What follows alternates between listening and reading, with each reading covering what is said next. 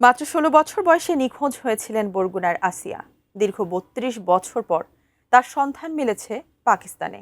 ৭ সন্তানের জননী আসিয়া এখন জীবনের শেষ সময়ে ৯০ বছর বয়সী বাবাকে একবার দেখতে দেশে ফিরতে চান। বরগুনা থেকে মাসুম বিল্লার পাঠানো তথ্যচিত্রে ডেস্ক রিপোর্ট। ৩২-৩৩ বছর হইছে। আমার বিয়ে হয়েছিল ৬ মাস পর। আমার বয়স তা তব 18 বছর।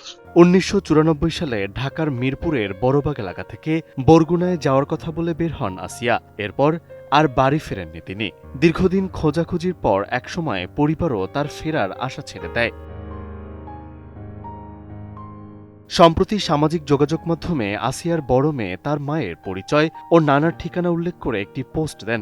বিষয়টি নজরে আসে চালাভাঙ্গা গ্রামের রিয়াজউদ্দিনের। তার উদ্যোগে পাকিস্তানে থাকা আসিয়া ও বাংলাদেশে থাকা পরিবারের মধ্যে যোগাযোগ স্থাপন করা হয়।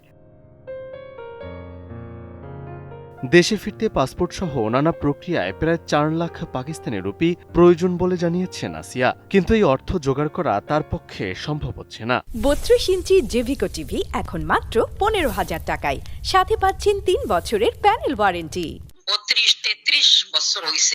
আমার বিয়ে হয়েছিল ৬ মাস পর। আমার বয়স তা তব 18 বছর।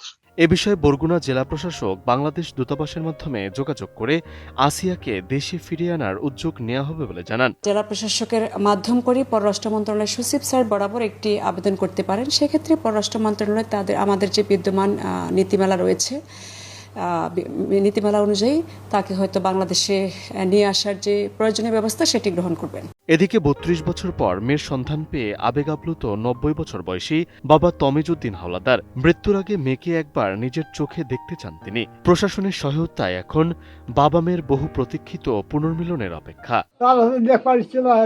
সময় ভালো আছি, সময় মন্দ আমি খুব দুঃখ হতো।